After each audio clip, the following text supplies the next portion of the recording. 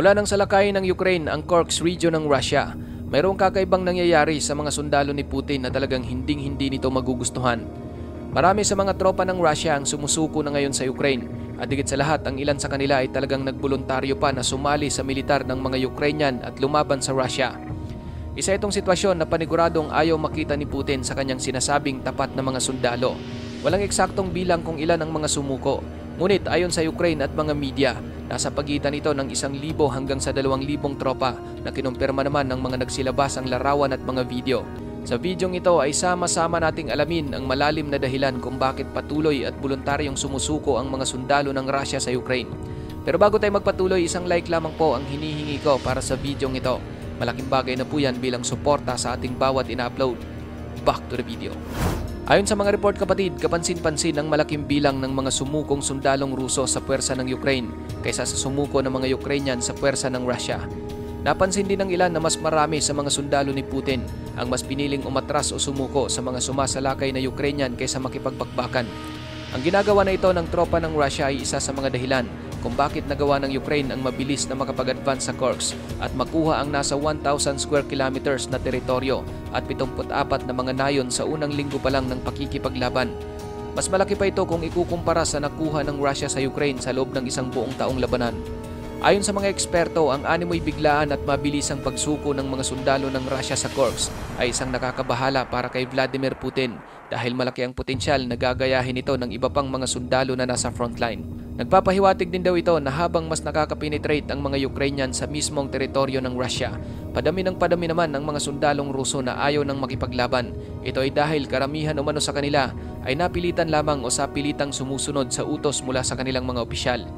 Ang ganito umanong sitwasyon sa mga tropa ng Russia ay talagang malaking problema ngayon para kay Putin, kung kaya't gumawa ito ng ilang mga estratehiya upang masolusyonan ang ganitong problema.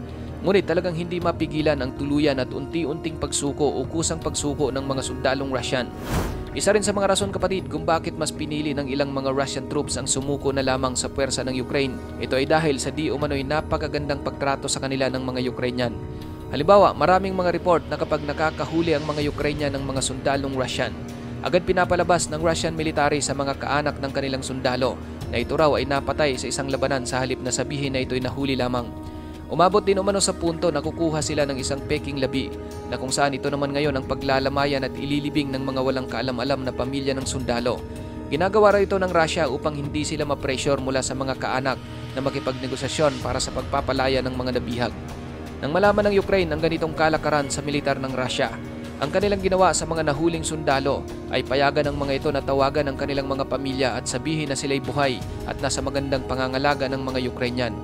Marami rin sa mga sundalong Russia na nahuli ng Ukraine ang nagbigay ng pahayag na mas maganda pa raw ang trato sa kanila ng Ukraine kaysa sa trato ng mga Russian generals. Mayroon daw silang maayos na pahinga, sapat na pagkain at maayos na kondisyon. Ngayon mga kapatid, nang kumalat sa Russia ang ginawa ng Ukraine sa kanilang mga bihag, hindi rin daw makumpronta ng mga kaanak si Putin dahil nagbanta ito na kung sino man ang magdanais na gagawa ng mga protesta laban sa ganitong isyo ay walang pag-aalinlangan na aarestuhin.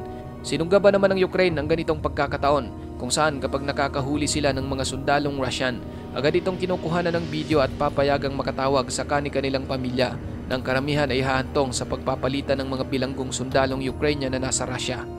Ayon sa mga report, maliban sa ganitong trato ng Ukraine sa kanilang mga bihag na sundalong Russian, talagang hindi rin tatagal ang karamihan ngayon sa mga tropa ng Russia dahil ang mga nakikipaglaban ay nasa 18 hanggang 21 years old lamang na mga sundalong hilaw sa combat training. Karamihan umano sa mga sundalong ito ay binubuo lamang ang kanilang mandatory year of military service na kung saan talagang kulang na kulang sila sa pagsasanay at napilitan lamang na sumama sa labanan. Dahil dito, nagiging sanhi ito ng kanilang agarang pagsuko at pagkakaroon ng sobrang takot pagdating sa isang aktwal na digmaan. Marami rin umano sa mga blocking unit ng Russian troops ang binubuo ng mga voluntaryong Chechen na madalas nagpapakita ng kanilang lakas sa social media kung kaya't ang kanilang unit ay binansagan bilang TikTok Battalion. Ang mga Chechen blocking unit ay nagkaroon ng kumpiyansa nang makontrol nila ang direksyon ng mga pag-atake palayo sa kanilang mga posisyon. Ngunit nang direkta na silang atakihin ng mga Ukrainian, nabulabog na ang mga ito at hindi na mawari kung paano ipagtanggol ang kanilang mga posisyon. Marami pang ibang dahilan kung bakit pipiliin ng mga sundalong Ruso na sumuko kaysa lumaban kung bibigyan ng pagkakataon. Isa na rito ang malaking katiwalian sa militar ng Russia na nagresulta sa hindi sapat na pagkain at kagamitan para sa mga sundalo. Naroon din ang pagkikipaglaban ng mga tropa kapalit ng isang malaking halaga na nagiging dahilan sa kanilang mabilis na pagbaba ng moral dahil mas pinili nilang makipagdigmaan para sa pera kaysa makipaglaban para sa kanilang bansa. Halimbawa, marami sa mga sundalo ni Putin ay mga mersenaryo o yung mandirigma na mula sa iba't ibang bansa na inuupahan upang makipaglaban sa Ukraine. Ang mga sundalong ito ay nakikipaglaban kapalit ng pera kaysa makipaglaban para sa bayan, kung kaya't isa ito sa mga rason na mas mataas ang moral ng mga sundalong Ukrainian kaysa sa mga Russian. Sa panig naman ng Ukraine, pinagpapatuloy pa rin ng mga ito ang pagbibigay ng maayos na pagtrato sa kanilang mga nahuling sundalo, nang sa gayon makita ito ng mga sundalong Russian na walang dapat ikatakot sa pagsuko at upang ipaalala na walang saysay na sayangin ang kanilang buhay sa ganitong klaseng labanan. Ikaw kapatid, ano ang masasabi mo sa videong ito? Para sa iyong opinion, i-comment mo na yan sa ating comment section sa ibaba.